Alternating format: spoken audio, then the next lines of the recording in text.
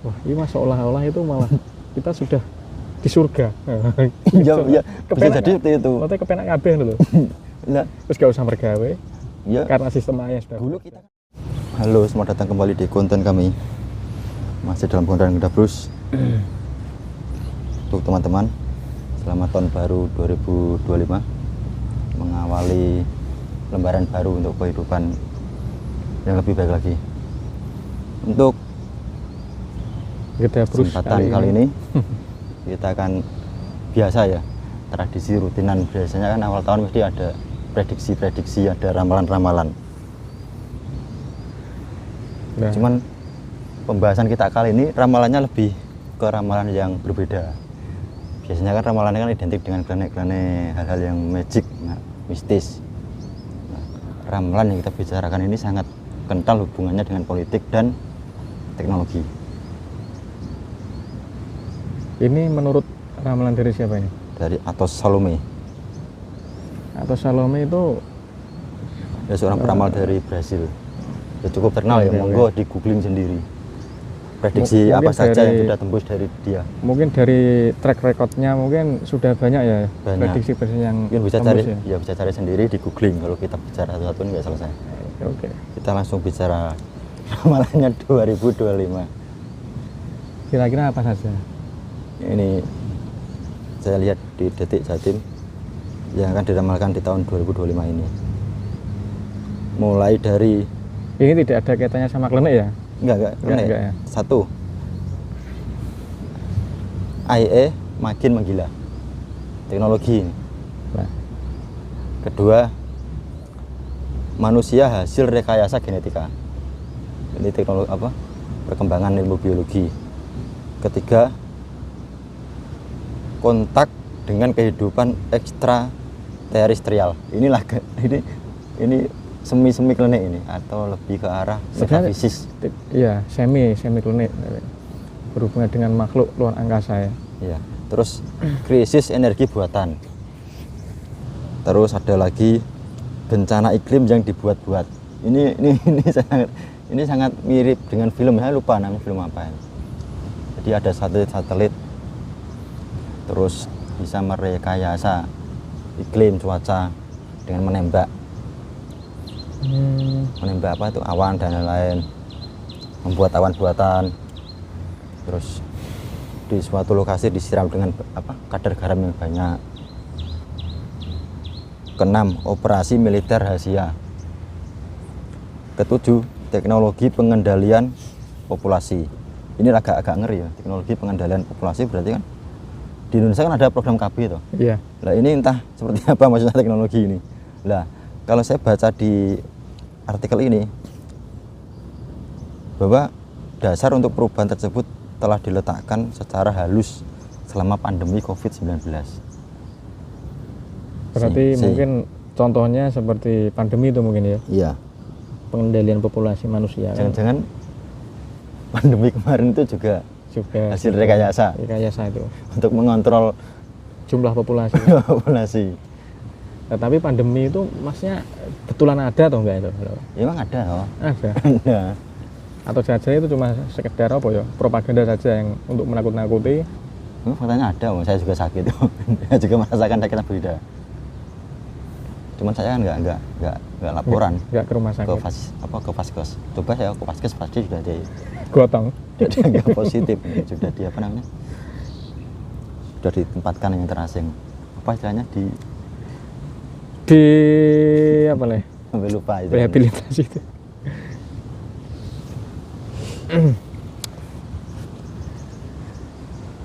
Kita Berarti gini ya. Berarti Salom ini sebenarnya seorang yang realistis berarti ya. Kalau menurut Yes. melihat dari pandang-pandangannya kok. saya Ini lebih kan ya bicara ini lebih ke berdasarkan- prediksi Lah ya. ya. Ini nggak ada urusan dengan klinik kok. Lah ya, Yang maksudnya dia bicarakan ini. iya dia maksudnya realistis, maksudnya kita Iya. realistis itu loh maksudnya. Yang dia bicarakan itu kan beda dengan Nostradamus toh.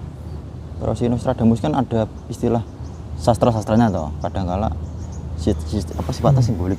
Kalau Salome ini bahasanya ya sangat-sangat kekinian gitu loh, bicara kekinian. Nggak kayak sebuah ramalan 1000 tahun ke depan, nggak kayak Jayabaya atau apa kan, nggak seperti itu. yang lebih ke prediksi ya. Seperti layaknya prediksi BMKG semacam Ya, itu ya. ya, Semacam sejenis itu ya. prediksi. Bahasanya itu sangat tekstual. Kalau Nostradamus kan seorang bahasa sastra dia, lewat sastra. Jadi yo, bisa dikui cara multi tafsir bisa jadi yang menafsirkan itu yang meramalkan malah, bukan si Nostradamusnya. Sastra kan ya suka-suka yang itu, suka-suka yang menafsirkan. Yang pertama, AIE makin menggila. Nah ini sudah terbukti ya kalau Ya belakangan ini kan mulai grup WA kan lebih banyak kita berdiskusi dengan si Meta daripada kita diskusi sama sesama apa tuh teman-teman member di grup. Wong Meta itu selalu muncul terus kok ketika di grup-grup WA itu. Itu baru di medsos loh, belum kan banyak sekali toh. Termasuk konten kreator kan saat ini kan mulai main AI daripada murni tangan manusia. Mulai bikin musik, membuat gambar, membuat video, AI semua itu. Berarti secanggih itu ya teknologi Gitu. AI ya. Jadi ini prediksi dah berarti. Ini nggak kayak ramalan ya pikir. Berarti gimana ya? Manusia ini malah semakin lama terjajah ya? Bisa dikatakan terjajah nggak? Terjajah dengan teknologi. Kalau saya nggak berpikiran begitu sih. Yang menjajah itu bukan teknologinya, tapi orang lain sesama orang, sama manusia saling menjajah gitu loh. Memakai teknologi itu. Teknologi kan ibaratnya kan alat. Iya. Kan mata manusianya. Posisi kita itu dijajah alat itu atau yang menjajah kan gitu. Atau alat tersebut bisa mendorong seseorang untuk menjajah. Iya kan dasarnya seperti itu kan. Seperti kita itu kan ketergantungan HP kan bisa jadi kan kita itu dijajah orang lain lewat HP. Lewat HP secara halus itu. Ibaratnya teknologi hanya alat, yang menjajah tetap manusianya itu. Ya kita harus siap-siap saja dengan berkembangnya AI ini. Dengan adanya teknologi kecerdasan buatan ini juga juga menguntungkan ya juga mengkhawatirkan buat kita toh. Cuman kalau bagi saya pribadi berbicara AI ini enak AI aja ya. Bagi orang Jawa itu enakan ngomong AI itu aja ya. Cuman biar sangat Indonesia banget. Bicara AI ini kan banyak keuntungan saya pikir. Kalau kita berbicara perkembangan teknologi loh. Jadi suatu saat kita itu nggak usah bekerja. Berarti yang kerja sistem kan? Sistem. AI itu sebagai otaknya, robot sebagai fisiknya, selesai atau semuanya. Dan kita punya peralatan-peralatan lain, selesai sudah. Kita makan tinggal makan. Nanti urusan perbankan diurusin oleh AI. AI urusan perbankan, bicara perbankan, selesai. Nanti urusan lain-lain, teknologi, transportasi, AI kan selesai. Ini maksudnya sistem kerja AI itu sebenarnya seperti apa kok? Maksudnya kok sistem kerja transportasi bisa menggunakan AI, perbankan AI, maksudnya gimana? Kan itu kan cerdasan buatan loh. Jelaskan lebih lanjut. Contoh kayak Meta kan fokus di medsos. Ya. Dia itu cerdasan buatan difokuskan untuk bicara chat. Dia bisa membalas chat kita. Nanti ada AI fokus di restoran, bahwa dia difokuskan untuk bicara masalah resep makanan, bisa membuat resep makanan. Berarti gini ya, ada AI musik, dia membuat sebuah musik. Contoh, kamu perintah membuat musik, buatkan saya musik pop dengan suara saya. Musik popnya dengan lirik yang bertemakan patah hati, dibuatkan langsung oleh AI. Itu cuma lirik atau nadanya? Ya nadanya semuanya. Termasuk nadanya? Ada banyak, tinggal cari kok. Kan berarti banyak AI bicara musik, AI yang bisa buat musik ada. Berarti muncul semacam audio gitu? Iya kayak musik utuh ini. Luar biasa. Itu kira sekedar teks-teks gitu. Enggak. Ada lagi AI ya khusus buat sastra juga ada. Buatkan saya puisi. Meta kan bisa membuatkan puisi langsung. Wah, bahaya lah. Cuman mereka kan tetap alat. Ya kita harus bisa memanfaatkan, bukan sebaliknya. Kita dijajah juga alat itu jangan. Tapi kan punya sisi keuntungan, kita gak usah bekerja. Iya. Semuanya biarkan mereka bekerja. Kita di rumah makan kebutuhan, gitu. Iya kebutuhan terjamin semua, gak usah bekerja. Hingga saat ini kan kita masih terjebak urusan pekerjaan loh. Kita cari uang untuk apa? Kita bekerja untuk mendapatkan uang. Mungkin suatu saat biarkan AI itu yang bekerja gitu loh. AI bekerja, semuanya Sebenarnya biar malah anu ya. dunia biar AI yang bekerja. Kita di rumah santai nonton Netflix, pendapatan jelas lewat AI kan selesai. Contoh, sampean hari ini ya, sampean buat konten musik kan bisa lewat bantuan AI itu kan. Buatkan saya lagu ini ya. Di konten apa? Diupload di YouTube kan bisa jadi juga lagu kan? Selesai. Suatu saat kan musisi gak lagu. Berarti di zaman AI itu berarti tidak ada istilah orang itu dianggap cerdas, pandai, wis kan ya. Ya kepandaian kita ya pandai merintah AI itu saja. Iya. Memanajemen bagaimana agar AI itu bisa kita manfaatkan. Nah, kalau zaman dulu kan orang dikatakan cerdas, pandai kan kadang nilainya pelajaran bagus, wah, ulangannya bagus dan sebagainya. Hasil tesnya bagus. Nah, tapi sekarang Ya sudah mulai bergeser gini loh. berarti Kemarin kan kecerdasan manusia alat sudah membantu kita tolak urusan ukurnya otot kita berbeda. loh. Dulu kan kayak contoh lah. Kayak mobil kan ibaratnya kan otot untuk lari kan gitu. Alat-alat dulu, teknologi dulu kan hanya bicara otot. Lah, teknologi AI ini kan dia nggak bicara otot, bicara akal. Dia enggak. Dulu kan peralatan kan urusannya ototnya. Contoh traktor. Dulu kan sebelum traktor kan bajak pakai sapi toh, pakai ototnya sapi, terus ada traktor. Nah, hari ini AI itu teknologi yang bicara soal akal. Kemarin kan kita sudah selesai toh teknologi yang bicara soal teknologi otot. Nah, kedepannya kita sudah punya teknologi akal. Jadi kita nggak perlu mikir. Kita Berarti- sudah punya alat untuk mikir. Berarti alat untuk yang bagian otot itu sudah ada peralatan. Ada kemarin peralatan yang kemarin. Contoh lah Misalnya pertanian misalnya ya, sudah kita mau lengkap. lari kan kita sekarang sudah bisa pakai motor toh. Nggak usah pakai otot kaki. Tapi kedepannya kita mikir pun sudah ada AI itu kan selesai berarti. Terus fungsi kita hidup apa? Lama-lama juga nggak ada arti hidup kita pikir. Duh, enggak. Sebenarnya malah gini. Wah, ini mah seolah-olah itu malah kita sudah di surga.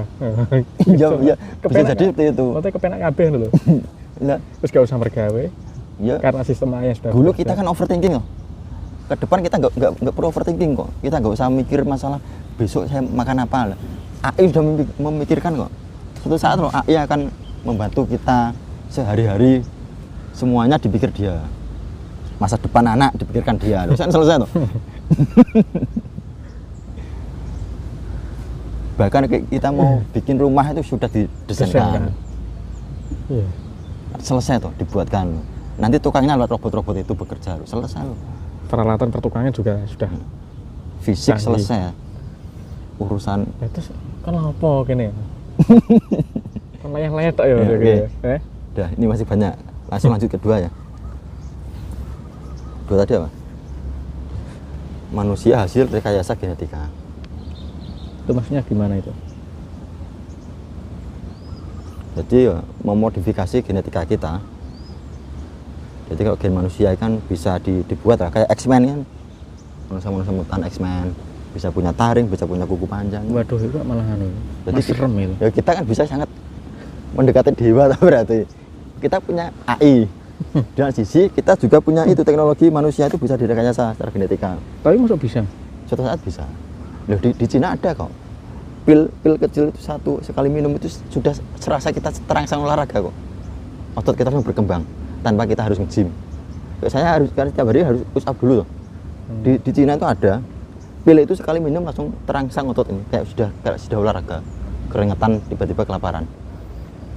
Kalau itu kan masih di logika masih bisa ya. Maksudnya misalnya muncul makhluk baru lah misalnya manusia tapi dengan model yang berbeda. Nah, ini Ya kan bisa lah. Lah, iya kan? Ya kan Masuk bisa ya? mungkin saja. Itu hal-hal saya pikir hal sepele lah.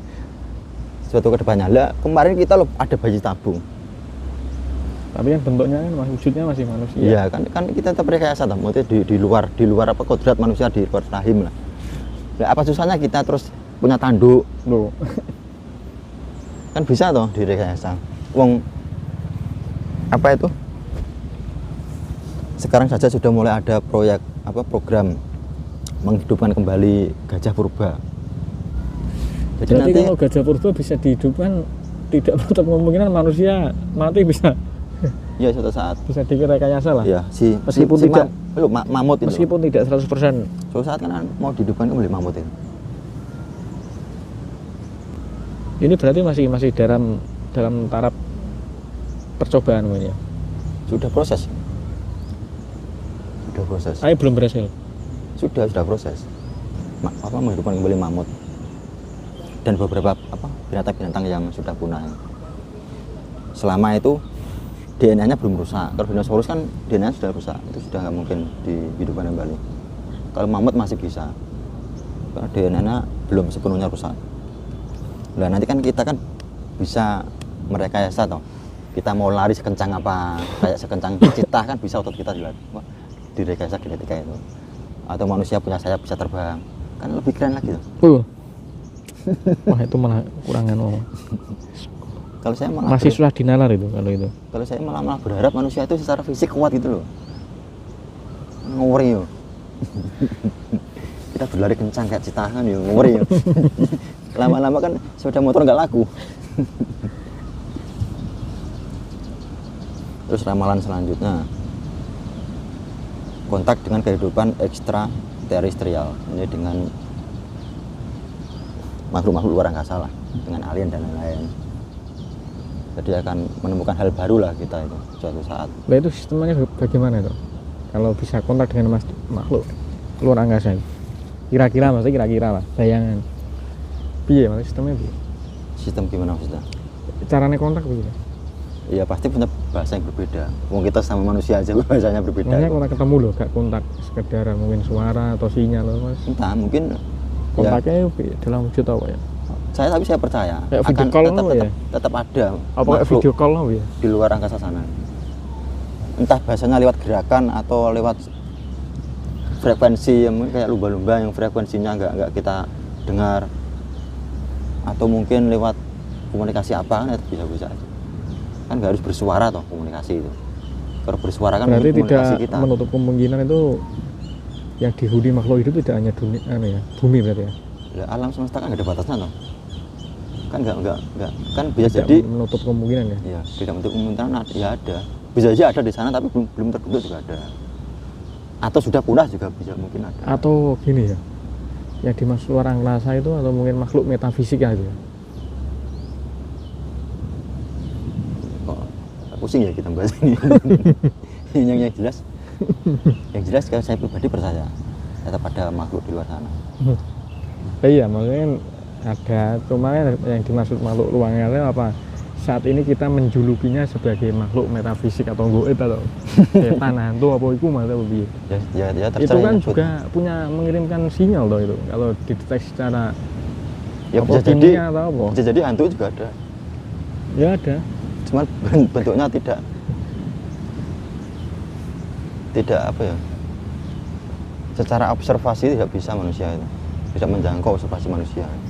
Ada tapi tidak bisa menjangkau itu karena keterbatasan itu. Tapi ini menarik artikelnya. Namun ia memperingatkan tentang kebungkaman strategis dari negara-negara kuat kayak Amerika, Rusia dan Cina, Inggris. Jangan-jangan NASA itu sudah tahu ada makhluk luar angkasa, cuma disembunyikan. Kepentingan mereka. Kepentingannya apa itu? Atau mungkin membuat isu menakut-nakuti. Oh, anu alien, hati-hati. Untuk membuat kegelisahan dunia kan bisa jadi tuh. Untuk kepentingan politik mereka kan bisa saja. Langsung lanjut, masih banyak ini. Krisis energi buatan. Skip ya, intinya gitu. Energi buatan, ada krisis. Bencana iklim yang dibuat-buat. Ya, seperti itulah bencana iklim dibuat-buat. Tapi 2 tahun terakhir ini hujan di daerah saya itu rembang lah hujan. Itu sulit loh 2 tahun terakhir. Saat ini kan kita hanya bisa merusak bumi itu. Suatu saat kita kan bisa mengatur bumi. Jangan-jangan 2025 kita sudah bisa mengatur bumi. Nah, waya udan, waya panas. Nah, mengatur itu kan yo nek sing ngatur apik. Yo akhirnya apik, tapi nek sing ngatur ngawur. Ya kembali ya siapa yang berkuasa gitu aja. Nah, iya. Operasi ke-6 operasi militer rahasia. Ini skip lah. Intinya bicara masalah militer. Nanti resiko konten kita. Bicara perang ya. Terus ketujuh ini ya cukup lucu, teknologi pengendalian populasi. Ini kayak program KB kan juga pengendalian populasi toh. Bahkan di sini di artikel ini malah dijelaskan COVID-19 juga bagian dari permainan pengendalian populasi itu. Itu jangan-jangan itu membuat penyakit sengaja membuat virus pandemi itu kan untuk mengontrol kita, para populasi kita kebanyakan.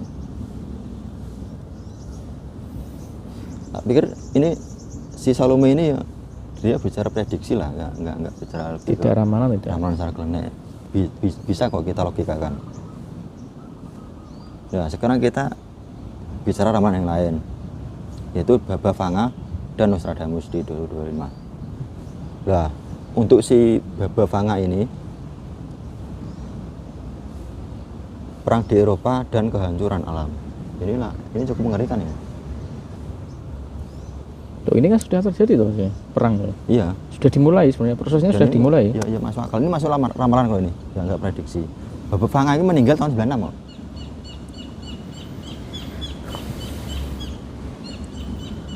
Dia kan disebut Nostradamus dari Balkan.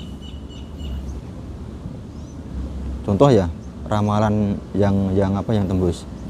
Serangan 11 September 2001, kematian Putri Diana, bencana Chernobyl, dan Brexit atau Inggris keluar dari Uni Eropa. Ini Baba Vanga sudah pernah meramalkan. Sudah tembus. Secara klinik atau secara apa? Enggak, yang ramalan dia yang sudah tembus. Oh dia meninggal tahun 96. Iya maksudnya itu prediksi secara ya klinik ini. Baba Vanga itu. Iya. Oh dia 96 udah enggak ada. Lah Inggris keluar dari Uni Eropa ya baru kemarin. Putri Diana meninggal baru ya duluan dia meninggalnya. Terus bencana Chernobyl. Lah, menurut ramalan Baba Vanga ini 2025 akan menjadi tahun kehancuran besar di Eropa. Ini kan masuk akal ya kalau kita tarik ke perang Rusia ini. Rusia dengan Ukraina. Rusia dengan Ukraina kan belum selesai toh. Dan ini sangat nyambung. Dan Baba Vanga kan ini meninggal tahun 96. Jadi kan masuk akal juga. Kan tembus juga ramalannya. Lah, jangan Nostradamus ini juga ngeri. Si Nostradamus ini perang, penyakit dan keruntuhan Inggris. Padahal dulu Inggris pernah menjadi negara kuat. Ini kan bisa kita lihat loh, mulai dari Inggris keluar dari Uni Eropa. Terus kemarin Inggris juga krisis loh ketika perang Rusia dan Ukraina. Negara-negara besar kayak Inggris, Jerman, Prancis malah krisis. Bisa jadi nanti malah mereka yang kalah. Karena di ramalan ini akan ada tatanan dunia baru untuk tahun penurunan kekuatan negara-negara barat yang mapan, diikuti dengan munculnya kekuatan global baru. Kekuatan global baru kan kayak Rusia, Cina, India, bisa jadi Indonesia loh. Kan kelompok timur ini kelompok sudah kan mulai ada bentuk-bentuk perlawanan loh. Secara ekonomi ada namanya bridge plus sekarang. Iya. Itu juga mulai ingin melawan dominasi dolar Amerika toh. Ya saya berharap mereka runtuh saja. Sekali dunia berubah gitu loh. Rusia itu kalau sing berkuasa ya kene ya, masuk ya kono terus kan ngono. Kene atau yang kanan sana dulu. Jangan Indonesia juga korban. Gini loh. Posisi kan yang nanti kayaknya yang akan menjadi kekuatan baru kan bukan Indonesia kayaknya ini, tapi Cina dan Rusia. Jangan ketika nanti dikuasai Cina dan Rusia sama saja, kayak kayak dikuasai Amerika. Kecuali yang nanti kekuatan barunya kita, kira-kira kita bisa nggak ada kekuatan baru. Ini orang dari Nostradamus. Prediksi pengamat Indonesia 2050 ya, akan menjadi negara emas. Negara emas, bukan negara emas. Yang jumlah usia produktifnya banyak. Terus gini, di negara-negara maju kayak kalau di Asia Timur kan kayak Jepang, Korsel kan juga krisis itu toh, krisis kelahiran loh. Usia tua banyak, usia pensiun banyak, tapi usia produktif dan dan angka kelahiran turun. Jadi kan ya itu kan di negara mana itu? Jepang dan Korsel. Korsel sampai buat banyak kebijakan bagaimana agar bayi ini Iku alasannya apa itu? angka kelahiran bayi Kok lah. maksudnya kelahiran sedikit itu alasannya apa? Dora Ya gelem mungkin menikah. teknologi sudah apa ya, di sana sudah maju, Dora gelem terus menikah. sudah banyak hiburan, terus di negara yang cenderung kapitalis kan persaingan lebih ketat toh. Mungkin punya anak punya masalah gitu aja.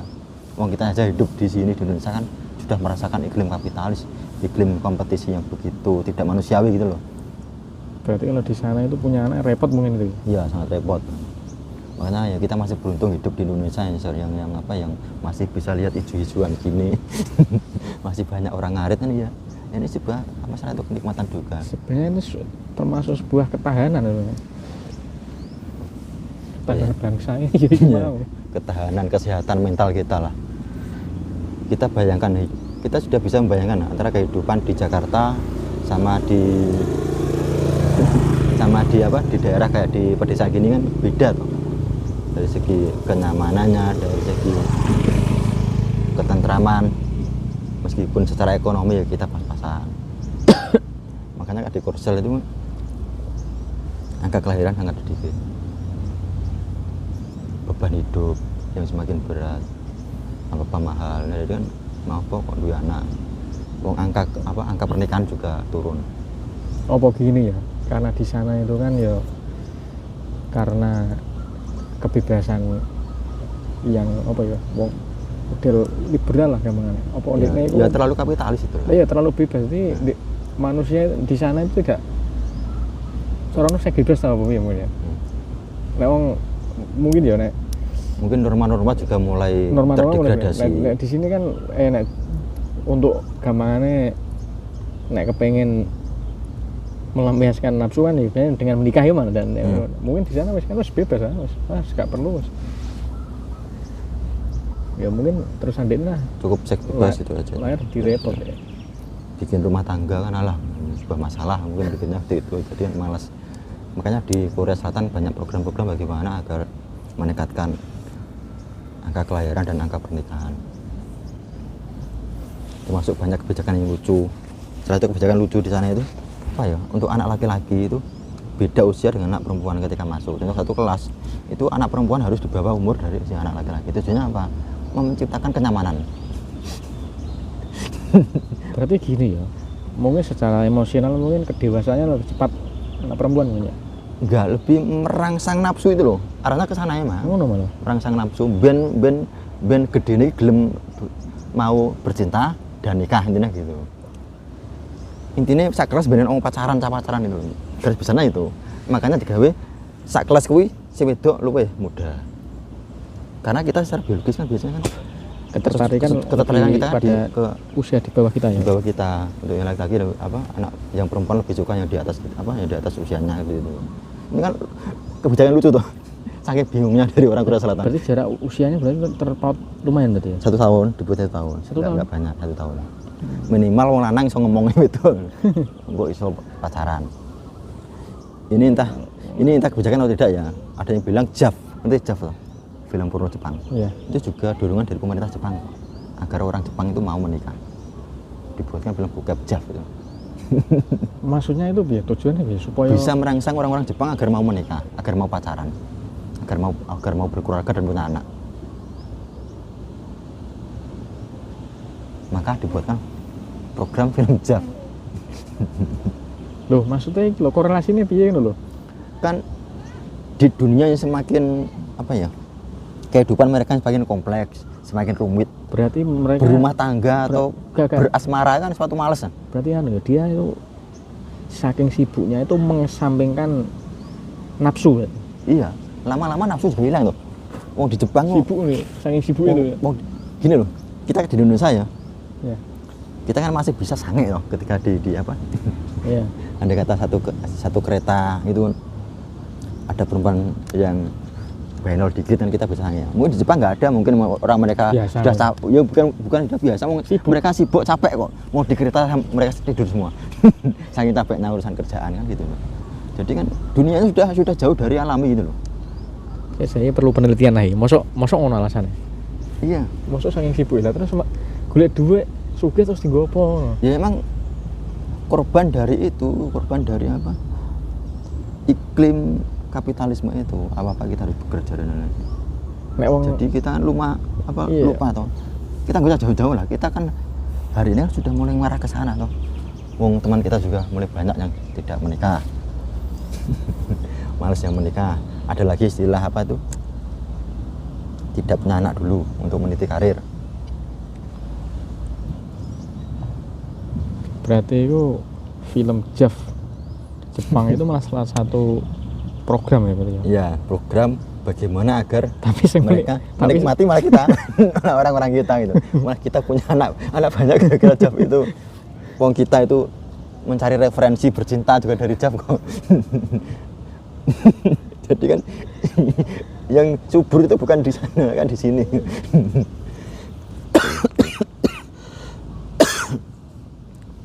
menarik ini malah baru tahu aku. Untuk ramalan Nostradamus ya mungkin seperti itu, bahwa tatanan global akan berubah, akan ada kekuatan baru yang akan mengganti kekuatan lama. Ya, mungkin gimana tanggapan teman-teman, silahkan diskusikan di kolom komentar, berdebat sesuka hati. Ini menarik kan nyambung dengan perang Ukraina belum selesai, terus perang di Timur Tengah, Suriah juga masih ramai. Bisa jadi tatanan akan berubah. Wong Rusia juga masih bertahan dengan kuat. Mungkin Padahal perang sudah berapa tahun iya. Bentar lagi Taiwan akan diambil Cina. Ya semoga saja kita termasuk bagian dari kekuatan baru. Kita akan nyaplok sama Malaysia. Kan Malaysia kan sekutunya kan Inggris dan Australia. Kita akan menguasai Malaysia dan kita menguasai Australia. Nek Inggris bangkrut otomatis Malaysia lemes Ya, kan. lemas, termasuk Australia toh. Dan ini kan potensi kita. Makanya Indonesia itu bisa enggak Pak Geboy ini membuat Pak Gemoy. Pak Gemoy lah. Gemoy ini Geboy. kira-kira bisa memberi dobrakan untuk Indonesia nanti bagian dari kekuatan baru dunia. Ya kita amini saja. Ya gantian lah. Rasanya hati penjajah gitu ya. Mau soal jajah terus. Gantian lah kita jajah Australia. Cukup menarik ya. Ya. Benar cukup. Mungkin cukup sekian dulu. Kalau memang topik ini menarik ya kita akan bahas lagi di seri selanjutnya, di episode selanjutnya. Silakan untuk teman-teman bisa diskusi di kolom komentar, berdebat sesuka hati. Mungkin untuk pertemuan kali ini sekian dulu ya. Terima kasih untuk teman-teman yang sudah setia menonton dari A hingga Z, dari awal hingga akhir tanpa skip. Terima kasih banyak-banyaknya. Tak lupa terus dukung channel kami agar semakin berkembang. Cukup sekian dan sampai jumpa kembali.